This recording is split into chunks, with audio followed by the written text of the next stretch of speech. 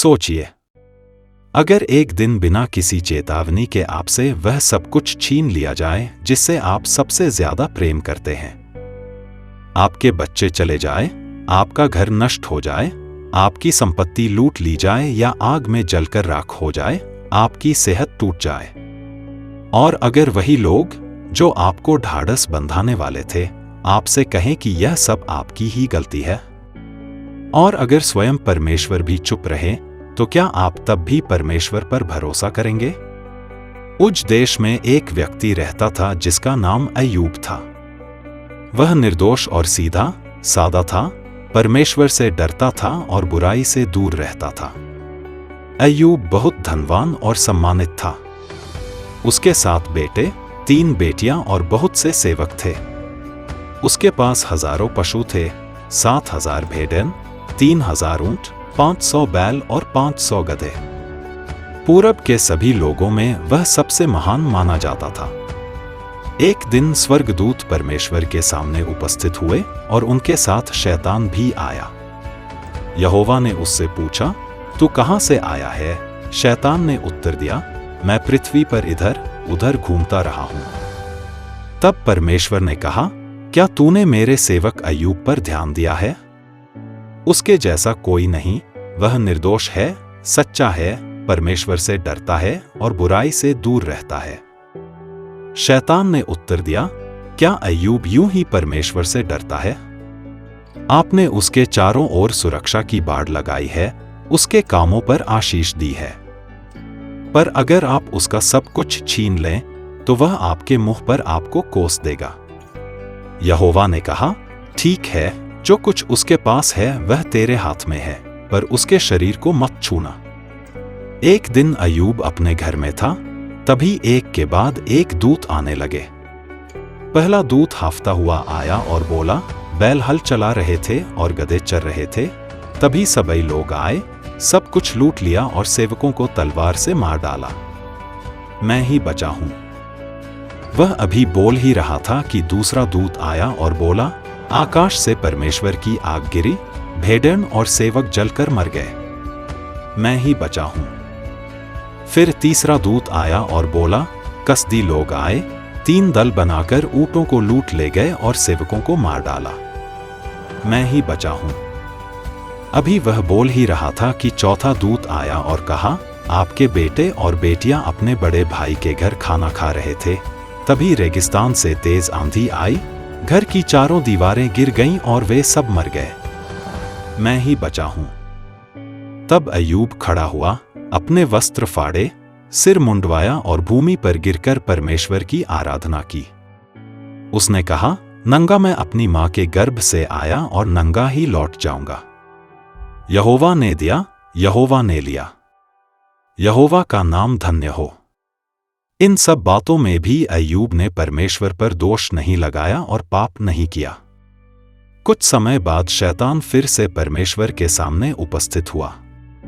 यहोवा ने उससे पूछा, तू कहां से आया है? शैतान ने उत्तर दिया, मैं पृथ्वी पर इधर उधर घूमता रहा हूं। तब यहोवा ने कहा, क्या तूने मेरे सेवक अय्यूब पर ध्यान दिया है?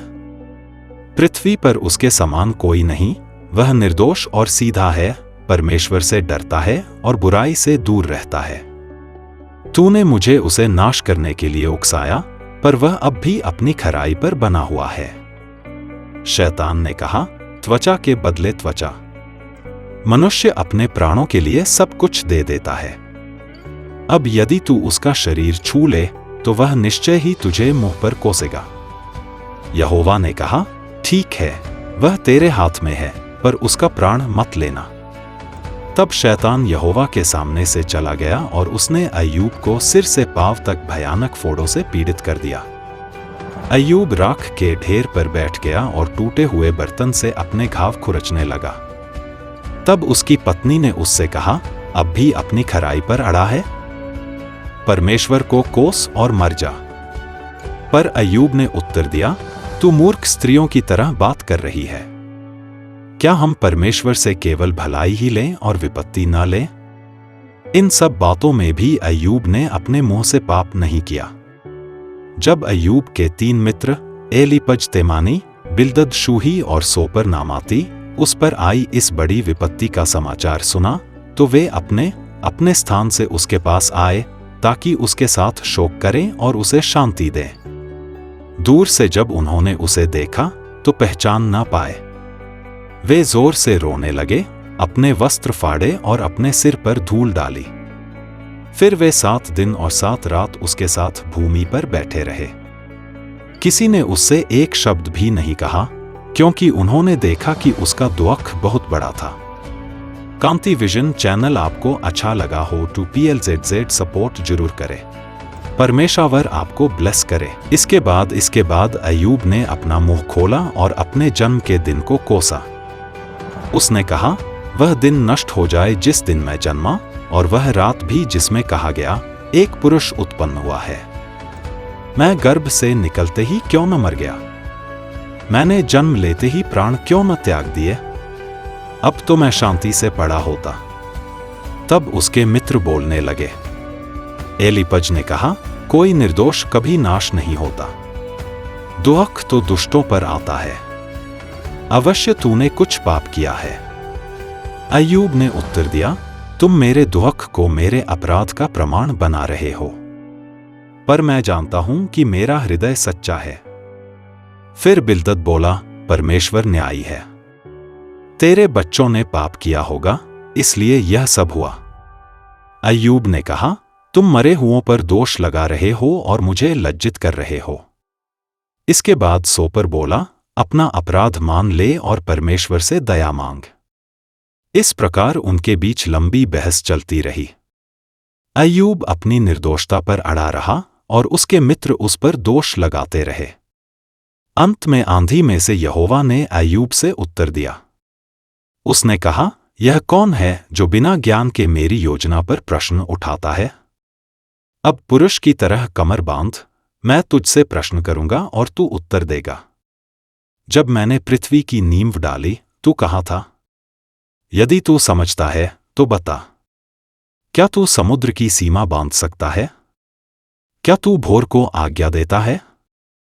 क्या तू आकाश के तारों को उनके मार्ग में चला सकता है? यहोवा ने अपनी सामर्थ्य और सृष्टि की महानता दिखाई। तब अय्यूब ने उत्तर दिया, मैं तुच्छ हूं।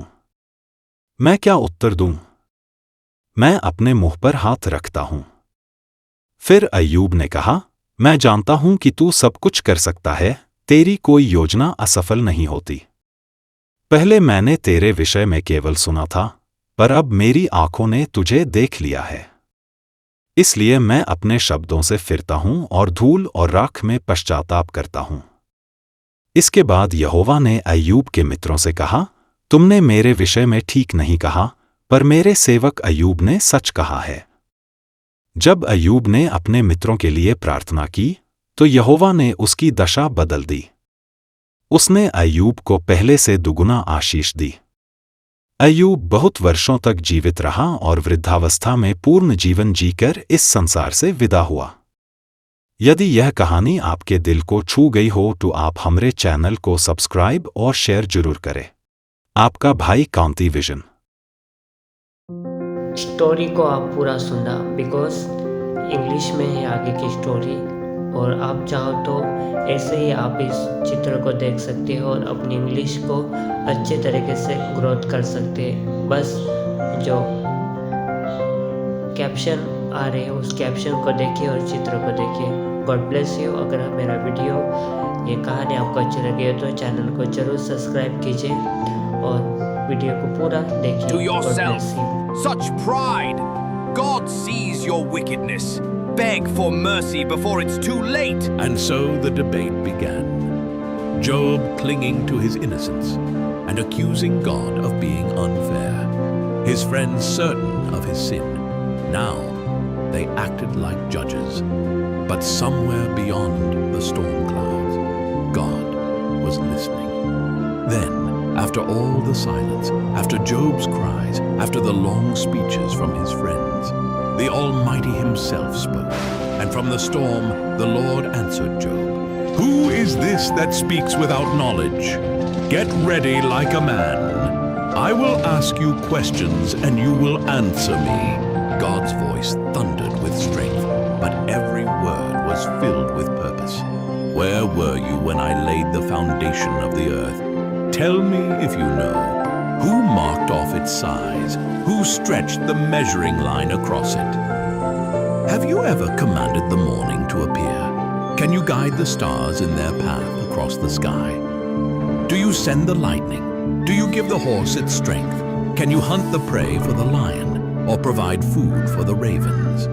God painted a picture of his power over the heavens, the seas, the storms, and every living creature. From the wild ox to the eagle, from the mountains to the deep oceans, from the untamed behemoth to the terrifying leviathan. Creatures no man could master. God continued, can you pull in Leviathan with a hook? Can you put a rope through his nose? Who then is able to stand against me? After God finished speaking, Job was quiet. He felt very small and humbled. Then he said, I am nothing. What can I say to you? I put my hand over my mouth. I spoke once, but I said no more. Job realized that he had tried to understand God's plan, but God's wisdom is far greater than his own. Then Job spoke again, with new respect and trust. I know that you can do all things. No plan of yours can be stopped. You asked, who is this that hides knowledge without understanding? I say, I am that person. I had heard about you before, but now I have seen you with my own eyes. I take back what I said, and I am sorry for what I said in my pain. Job humbled himself before God. He trusted God's power and wisdom even when he didn't understand his suffering. The Lord told Eliphaz, one of Job's friends, you and your 2 friends have not spoken the truth about me like my servant Job has. Offer a burnt offering for yourselves, and my servant Job will pray for you.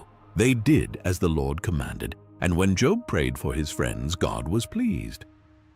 God restored Job's fortunes, giving him twice as much as before, 14,000 sheep, 6,000 camels, 1,000 oxen, 1,000 donkeys, and again 7 sons and 3 daughters.